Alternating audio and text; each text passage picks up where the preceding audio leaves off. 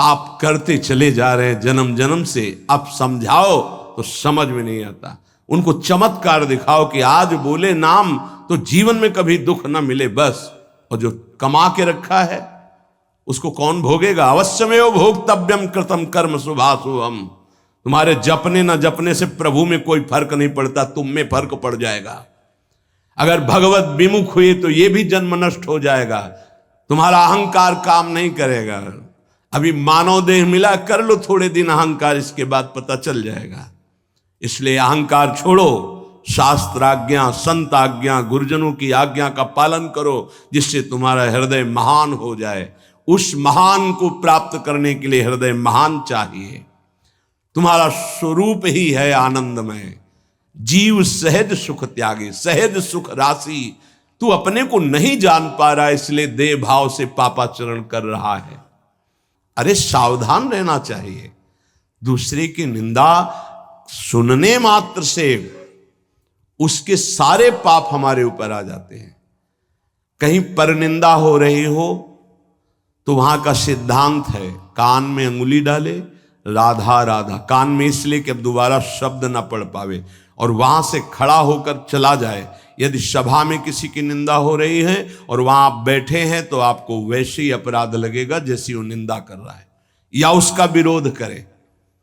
जैसे शिशुपाल श्री भगवान के लिए मलिन शब्द उच्चारण कर रहा था, भीष्म जी खड़े हो गए, महाभागवत है, अगर प्रभु के प्रति अब एक भी शब्द बोला तो भगवान ने कहा शांत हो जाओ, तुम शांत हो जाओ, तुम मत बोलो। कुछ राजा शिशुपाल के पक्ष के थे, तो आवेश में भीष्म जी आ गए। अगर श्री कृष्ण को कोई एक शब्द भी बोले, मेरे आराध्य देव, पूरी सभा के ऊपर पैर रखता हूं। अर्थात हर वीर को ये मैं कह रहा हूं कि अगर श्री कृष्ण के विपक्ष में कोई बोला तो मैं रौंद दूंगा। केवल मैं भक्त ही नहीं हूं, मैं महाबली हूं। त्रिभुवन में कोई ऐसा जोड़ नहीं जो भीष्म अपने स्वरूप में आ जाए और फिर उसे। वही भीष्म जी जब अधर्म के पक्ष में खड़े हो गए, पांडवों के विपक्ष में, वही भगवान पांडवों के पक्ष में तो दंड मिला, 6 महीना बाणों की शैया पर पड़े रहे। अधर्म के कारण परास्त हुए ने। ऐसे महावीर महाभागवत को कोई परास्त कर सके असंभव। परम पावन गंगा जी के गर्भ में रहे, जिन गंगा जी का एक बूंद भी अगर शरीर छूटते समय चला जाए तो परम पद मिलता है, उनके गर्भ में रहे।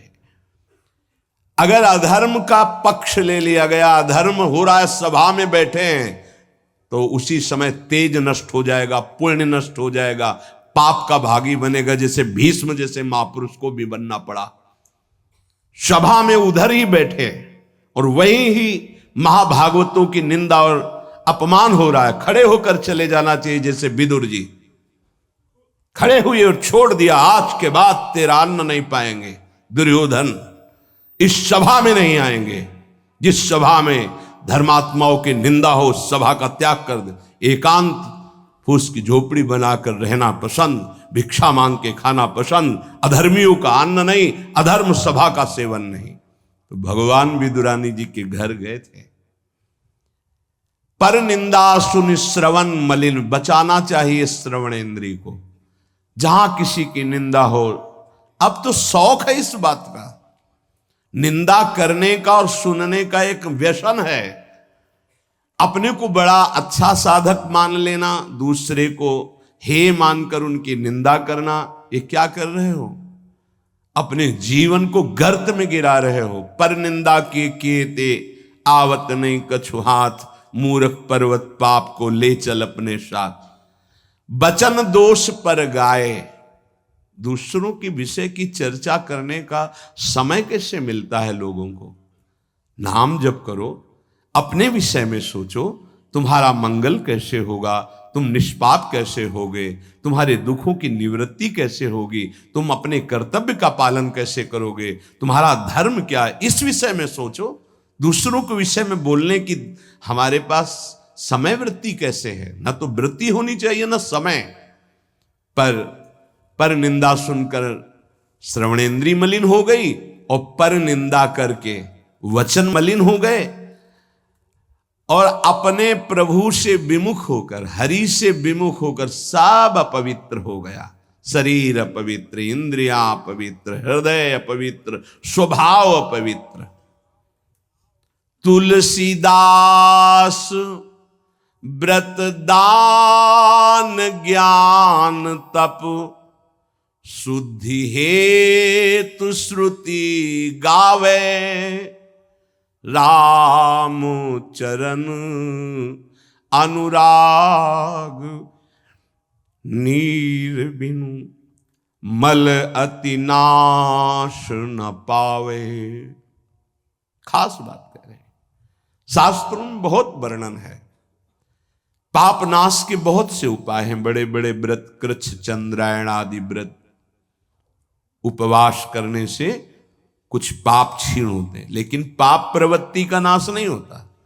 शास्त्र ज्ञान भी पाप निवृत्ति का उपाय है, तपस्या भी, बड़े उपाय शास्त्रों में वर्णन किए पाप नष्ट का।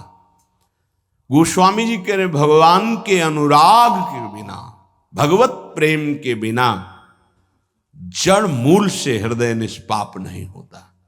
पाप की जड़ है प्रवृत्ति, वासना, कामना, तृष्णा, स्पृहा।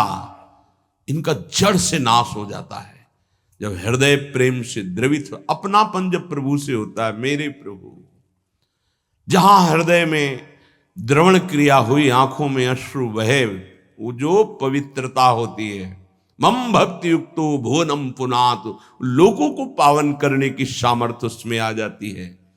ये अनुराग प्राप्त करने के लिए मानव देह मिला है, हरि अनुराग। प्रेम प्राप्त करने, कहां प्रेम लग, जरा सी बात हमारे प्रतिकूल हो, हमारी गुरु निष्ठा, भगवान निष्ठा, पता नहीं कहां माया किस कोने में कर देती है कि उस समय में हम केवल उस सामने अनुकूलता को देखते हैं, प्रभु को नहीं देखते, प्रभु के विधान को नहीं देखते। ये नहीं समझ पाते कि हमारे सामने प्रश्न उपस्थित हुआ है, अब हमें अपनी इष्ट निष्ठा, गुरु निष्ठा को परिपक्व रखना है।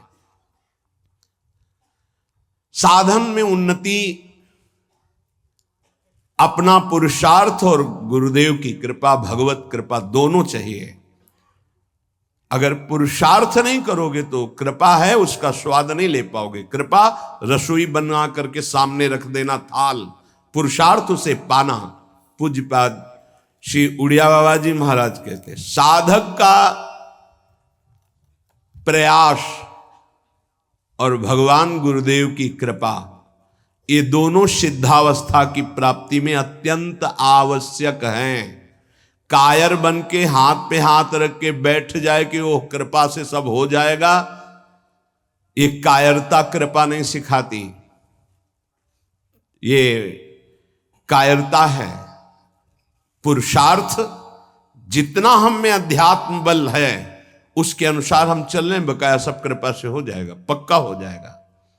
मन क्रम वचन छाड़ी चतुराई और भजत कृपा करी है रघुराई। मन से, वचन से, कर्म से ये चतुरता छोड़ो, अब सब कृपा से हो जाएगा। तो तुम प्रमाद करो और तुम्हारे ऊपर कृपा का प्रभाव जागृत हो जाए, ऐसा कभी नहीं देखा गया। जितना आप में सामर्थ्य मिली उसको लगाओ, शेष चिंता मत करो, कृपा पूरी कर देगी, पर आपको लगना होगा। साधक का पुरुषार्थ, निज चेष्टा और भगवत गुरु कृपा, ये सिद्धावस्था को प्राप्त कराती है। साधक का पुरुषार्थ अगर नहीं लगेगा तो विपरीत दिशा में चला जाएगा, असाधन बनने लगेगा। उपासक गुरु को कभी मनुष्य न समझे, भगवत विग्रह को कभी धातु का न देखे कि पत्थर की मूर्ति है कि अष्ट धातु की है कि ये काहे, ऐसा कभी प्रश्न न करे। इष्ट देव का अवतार होता है अर्चा विग्रह रूप में, अर्चावतार। दो प्रकार से प्राण प्रतिष्ठा होती है, एक होती मंत्रों के द्वारा और एक होती भाव के द्वारा। निरंतर जो मंत्राकार वृत्ति की हुई भजन में डूबे हुए महापुरुष है, जब तदात्म वृत्ति से श्री विग्रह की तरफ देख ले, उसी समय हलचल पैदा हो जाएगी। प्राण प्रतिष्ठा हो गई, छाती से लगा लिया, प्राण प्रतिष्ठा हो गई। मंत्रों का एक अनुष्ठान वैदिक सिद्धांत से और एक है भाव सिद्धांत। धन्ना जाट के भांग के बट्टा में कोई प्राण प्रतिष्ठा मंत्र से नहीं हुई, भाव से भगवान प्रकट हो गए थे। सिलपिल्ले बाई के भाव से भगवान प्रकट। जब हम अपने प्रभु को अपने प्रभु की भावना से प्यार से देखते हैं तो वहीं प्रकट हो जाते हैं। जैसे खंभा फोड़कर नरसिंह भगवान प्रकट हो गए प्रहलाद जी के लिए, भाव से देखा।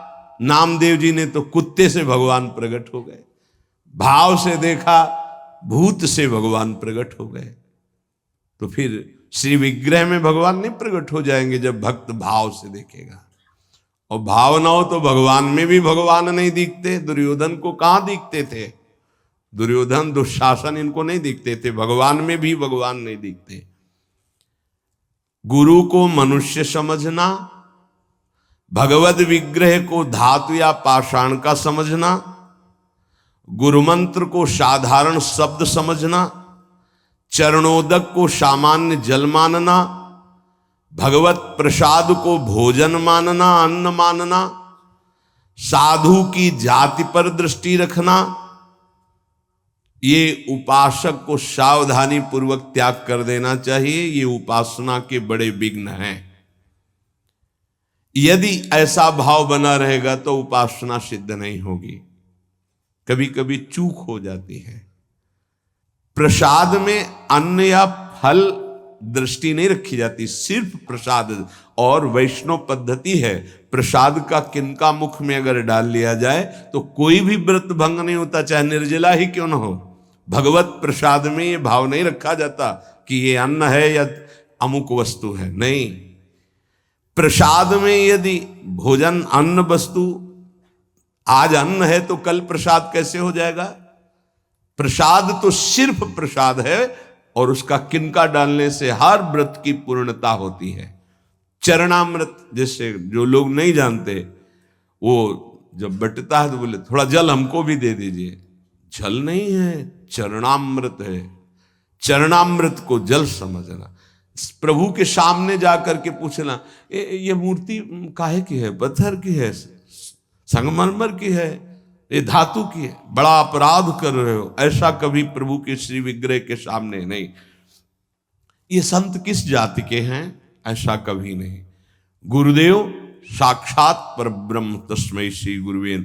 ऐसा भाव कहाँ हो पाता है? परब्रह्म परमात्मा भाव गुरुदेव पर हो पाना है तो बड़ी मुश्किल की बात है। यहां तो साधु भाव ही हो जाए, बहुत बड़ी बात है कि ये संत है। पूर्ण मनुष्य बुद्धि बनी रहती है। इसीलिए हमको अपने गुरुदेव में आराध्य देव नहीं दिखाते, नहीं तो गुरुदेव अपने स्वरूप को ही तो दिखाने के लिए विराजमान है। इसमें शिष्य के नेत्र की बात है। गुरुदेव तो कृपाल हुए हैं। जब हरिव्यास देवाचार्य जी अपने गुरुदेव के पास आए तो जब शिष्यत्व की बात की तो उन्होंने कहा, तुम्हें कुछ दिखाई दे रहा है? बोले नहीं। जाओ 12 वर्ष गिरिराज जी की परिक्रमा। फिर आए, राधे राधे। अब कुछ दिखाई दे रहा है? बोले नहीं। फिर जाओ 12 वर्ष, 24 वर्ष राधा राधा रटते हुए गिरिराज जी की परिक्रमा लगाई। जब आए बोले अब दिखाई दे रहे? बोले हाँ, आपकी गोद में प्रिया प्रीतम विराजमान है। ये अब दृष्टि आई। गुरु को मनुष्य मानना, प्राय मनुष्य ही मानते हैं। हमें लगता है कि 1000 में कोई 1-2 ऐसे होंगे जो ये भाव हो कि गुरुदेव हमारे ब्रह्म हैं। छवि या मूर्ति विराजमान करके तो पूजा सब करेंगे, लेकिन मनुष्य बुद्धि या बहुत संत बुद्धि, उसमें भी प्रश्नवाचक चिन्ह। साक्षात पर ब्रह्म कहने को तो सामने जाके बोलेंगे गुरुर् ब्रह्मा गुरुर्विष्णु गुरुर्देव महेश्वरः गुरु साक्षात पर ब्रह्म तस्मै श्री गुरुवे नमः। विचार करो, इसमें से एक भी माना है तुमने? गुरु को ब्रह्मा माना है या हरि माना है या शिव माना है या साक्षात परब्रह्म माना है, बड़ा मुश्किल है। केवल कह देना अलग, बोले होना भी तो चाहिए साक्षात परब्रह्म। केवल बातों से कोई परब्रह्म थोड़ी हो जाता है। तो पाषाण में परब्रह्म था क्या? वो तो अव्यक्त था, तुम्हारे भाव से व्यक्त हुआ ना। तुमने परब्रह्म की भावना की तो मुस्कुराता हुआ ब्रह्म प्रकट हो गया। तो गुरुदेव तो चैतन्य ब्रह्म है। आपकी भावना यदि हो जाए, कुत्ते से विट्ठल भगवान प्रकट किए, तो भावना ही तो की प्रभु प्रभु सूखी मत खाओ, थोड़ा घी रोटी मिला, नाथ आपके लिए ही तो है। तो ऐसे देखो साक्षात विट्ठल भगवान गुरुदेव में, प्रभु आपका सर्वस्व, आपका प्राण मन तन सब, मैं आपकी ही तो उपासना कर रहा हूं, मुझे और कोई भगवान नहीं चाहिए। बस आपका साक्षात्कार हो, आप प्रसन्न हो जाएं, आपकी अधीनता। ऐसा कहां? ऐसा होगा तो भाव बदल जाएगा। गुरुदेव के प्रति परब्रह्म भाव हो जाए तो साधक को कुछ करना नहीं पड़ेगा, अपने आप उसके अंदर समस्त दैवी संपदा प्रकाशित हो जाएगी। परब्रह्म भाव होना बहुत कठिन है। गुरुदेव के प्रति परब्रह्म भाव हो गया तो उस भाव की सिद्धि होगी, चराचर जगत में परब्रह्म भाव हो जाएगा। क्योंकि गुरुदेव अखंड मंडलाकारम व्याप्तम चराचरम, तो चराचर में परब्रह्म भाव होते ही वो जीवन मुक्त हो जाएगा। बहुत कठिन बात है। इसलिए उपासक इस भाव को सिद्ध करे। गुरुदेव साक्षात परब्रह्म, भगवद विग्रह, साक्षात मेरे इष्ट देव, चरणोदक, अहो भाग्य जो हमें चरणामृत पीने को मिल रहा है, कोई जल नहीं। और गुरुदेव का मंत्र, ये कोई शब्द नहीं है, साक्षात इष्ट देव मिल गए, मुझे मंत्र मिल गया तो। पर ऐसी बुद्धि कहाँ है? पड़ा है एक कोने में हृदय में मंत्र, उसका बार बार स्मरण नहीं, बार बार दुलार प्यार नहीं मंत्र का। आप देखो मंत्र को कितना प्यार करते हैं आप।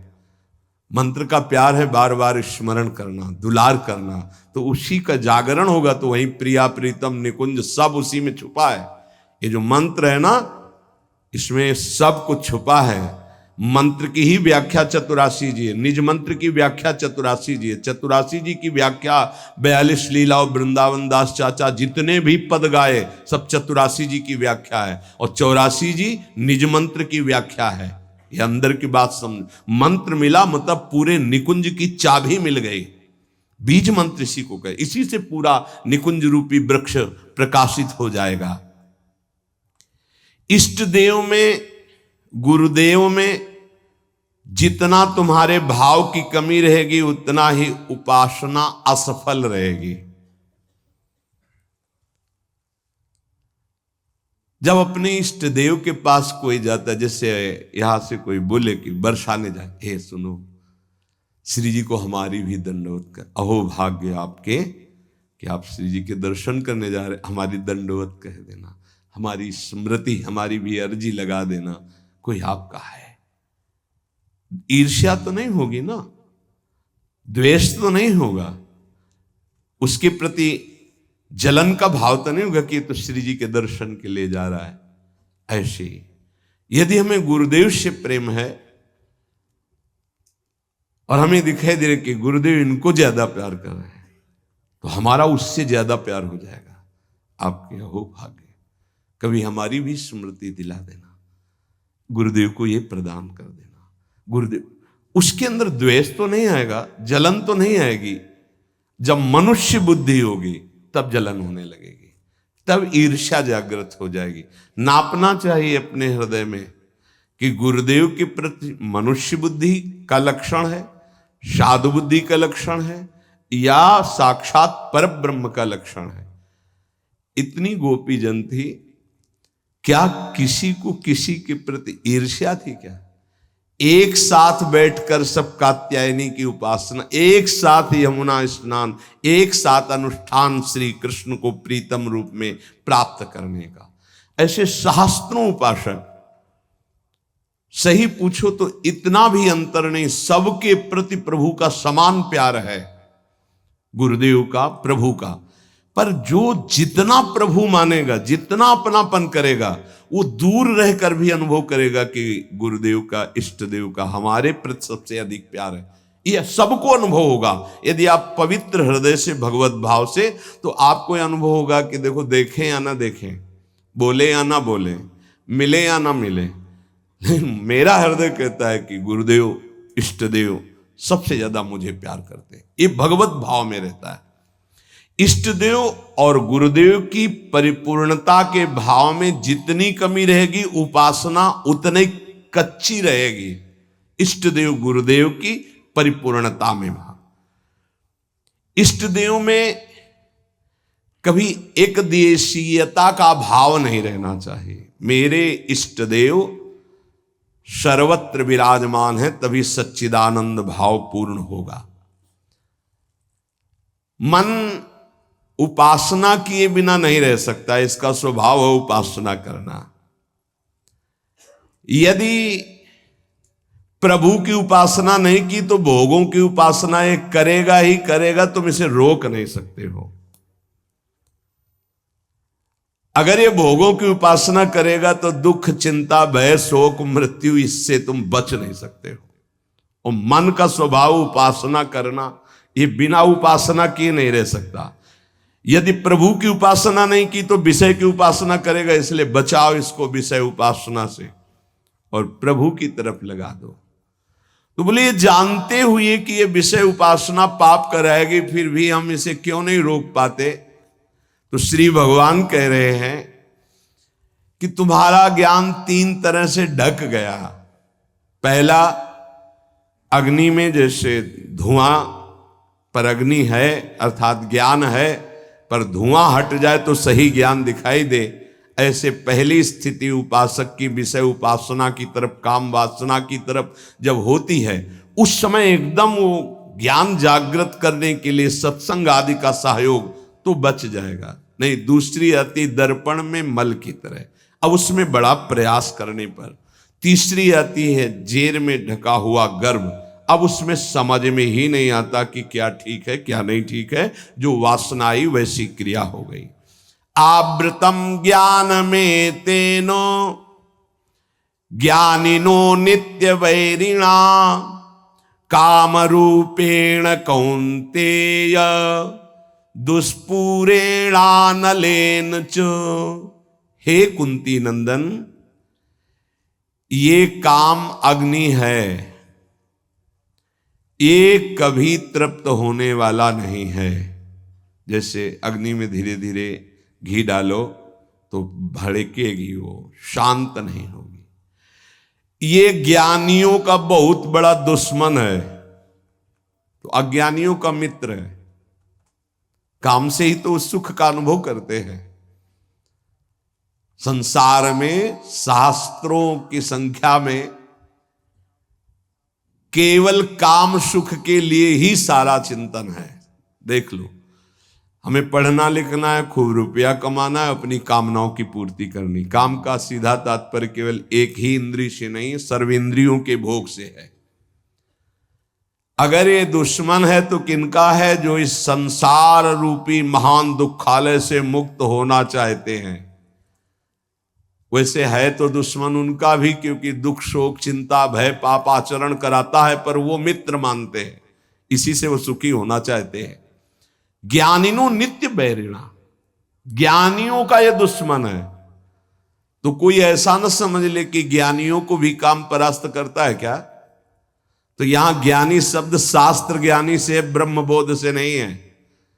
ब्रह्मबोध संपन्न महापुरुष के हृदय में नहीं स्वात्मा रामम विषय मृग तृष्णाम भ्रमयति, भ्रम पैदा ही नहीं कर सकती माया। जहां आता है जो ज्ञानिन कर चिता परई बरियाई विमोह बस करई, वो शास्त्र ज्ञानी, ब्रह्मबोध संपन्न महापुरुष नहीं, वहां गुंजाइश ही नहीं है। जैसे भगवत प्रेमी महात्मा नहीं, अभी वैदिक भक्ति, गौड़ी भक्ति तक हो सकता है, लेकिन अनुराग, जहां अनुरागात्मिका भक्ति जागृत हुई, प्रेम लक्षणा भक्ति, वहां प्रवेश नहीं किसी विकार का।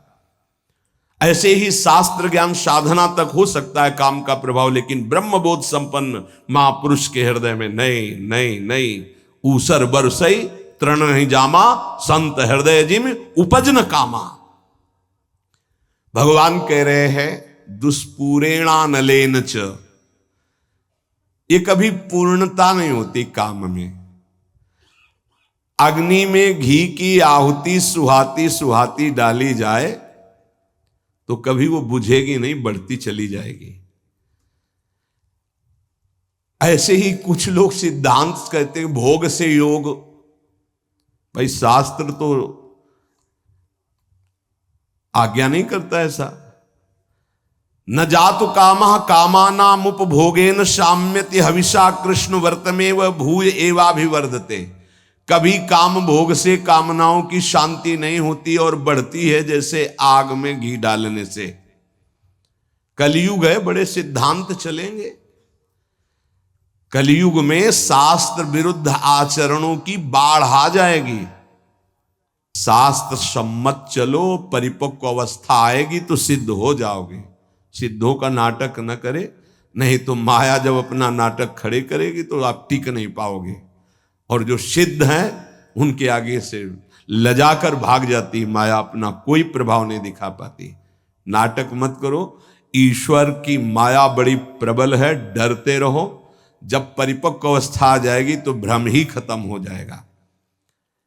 आजकल नए नए सिद्धांत बनाए जाते, नई नई बातें प्रकट की जाती हैं। ये समझ में नहीं आता कि शास्त्र सम्मत आचरण करने वाला महापुरुष ही सिद्ध होता है, शास्त्र विरुद्ध आचरण करने वाला नहीं। जिस समय माया ये देखेगी कि तुम मायापति के भी ऊपर सिद्ध हो गए हो, फिर वो जब प्रश्नवाचक चिन्ह खड़ा करेगी तो फिर नहीं निकल पाओगे। यहां बड़े बड़े झुक के निकले हैं, कोई भी हो। इसलिए हर उपासक से प्रार्थना है कि दंभ नाटक पाखंड न किया जाए। धैर्य पूर्वक चलोगे तो सिद्ध हो जाओगे। तुम्हारा जन्म ही हुआ है सिद्ध होने के लिए। कभी भोगों से योग की प्राप्ति नहीं होती। जगत गुरु भगवान श्री कृष्ण से बढ़कर कोई ज्ञानी नहीं है। त्यागात शांतिरनंतरम भगवान के शब्द हैं, और ये भी भगवान के शब्द हैं। और लोगों का मन यही चाहता है कि कोई ऐसा मार्ग मिले जिससे मनमानी भोग भोगने को मिले और योग भी हो जाए। फिर क्या है, फिर तो भीड़ वही लगेगी जहां भोग से योग है। भोग त्याग से योग, उसमें तो कोई बिरला। कोई एक पाव भगत जी में मोरी। आज शास्त्र की मर्यादा को ही नहीं समझा जाता है। जो जितना मन, फिर अंत में बड़ी दुर्गति होती है। मनमानी आचरण करने वाले की अंत में बड़ी दुर्गति होती है।